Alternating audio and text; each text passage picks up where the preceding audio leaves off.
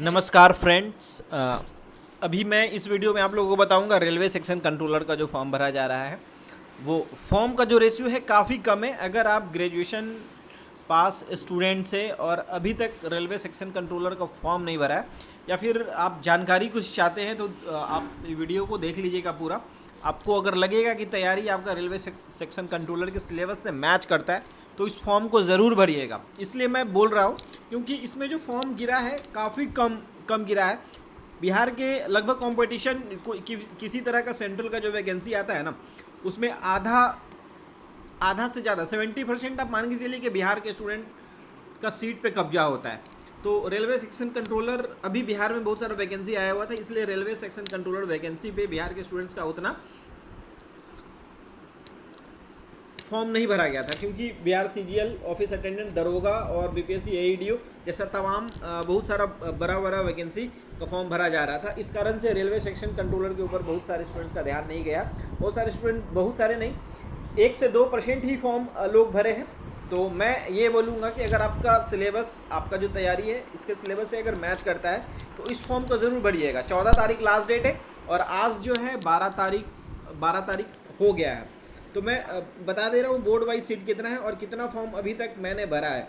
मैंने क्या पूरे बिहार से ये फॉर्म का जो रेशियो है काफ़ी कम है। सीट कम है लेकिन सीट कम से कोई मतलब नहीं होता है। तैयारी अगर ठीक है तो सीट के कारण भी बहुत सारे स्टूडेंट छोड़ रहे हैं। अगर आपका तैयारी ठीक ठाक है तो फॉर्म भरिए। मैं तो यही बोलूँगा फॉर्म भरिए। इतना 400-500 रुपये, इसमें 400 रुपये आपका रिफ़ंड भी हो जाता है। 100 रुपया ही मान के चलिए एग्ज़ाम देंगे आप तो आपको 400 रुपये रिफ़ंड हो जाएगा। तो प्रयागराज में जो सीट है टोटल 23 सीट है। प्रयागराज में अभी तक मैंने सिर्फ एक ही फॉर्म भरा है। अजमेर में 33 सीट है, अजमेर में सिर्फ एक फॉर्म भरा है, वो भी आज ही।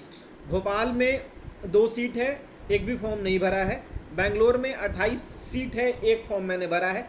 अहमदाबाद में 15 सीट है, एक भी फॉर्म नहीं भरा है। भुवनेश्वर में 17 सीट है, एक भी फॉर्म नहीं भरा है। बिलासपुर में टोटल 3 फॉर्म मैंने भरा है अभी तक, टोटल 3 फॉर्म अभी तक, मतलब जब से फॉर्म आया तब तक। गोरखपुर में 9 सीट है, 2 ही फॉर्म भरा है जिसमें से एक एम्प्लॉय थे और एक यूपी के स्टूडेंट थे।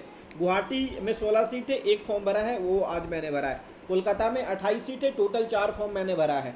मालदा में 14 सीट है, एक भी फॉर्म नहीं भरा है। मुंबई 44 सीट है, एक फॉर्म सिर्फ भरा है। मुजफ्फरपुर में 21 सीट है, एक भी फॉर्म नहीं भरा है।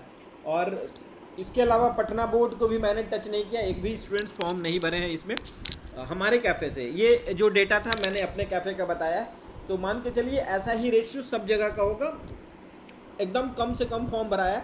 अगर आप का सिलेबस, फिर से मैं बता दूं, सिलेबस अगर रेलवे सेक्शन कंट्रोलर से आपका मैच कर रहा है तो इस फॉर्म को ज़रूर भर लीजिए।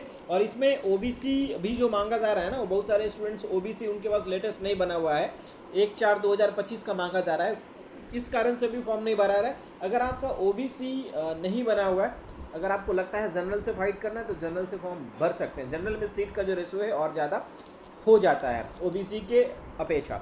तो ये अपडेट्स था। कल भी मैं एक रेलवे सेक्शन कंट्रोलर का लास्ट डेट पे भी बता दूंगा और टोटल 14 तारीख को ये भी बता दूंगा कि कितना फॉर्म गया है, सीट के अकॉर्डिंग क्या कंपटीशन होने वाला। तो टोटल ज़्यादा से ज़्यादा भी गया होगा ना तो 15,000 से ज़्यादा फॉर्म इसमें अभी तक सबमिट नहीं हुआ होगा मेरे अकॉर्डिंग। और बाकी जो भी अपडेट्स चाहिए रेलवे सेक्शन कंट्रोलर से रिलेटेड कमेंट करके आप हमसे पूछ सकते हैं। और ऐसे ही अपडेट्स मैं आप लोगों के लिए हमेशा लेके आता रहता हूँ। तो चलिए मिलते हैं नेक्स्ट वीडियो में, तब तक के लिए धन्यवाद। जय हिंद, जय Bharat, good bye, good luck.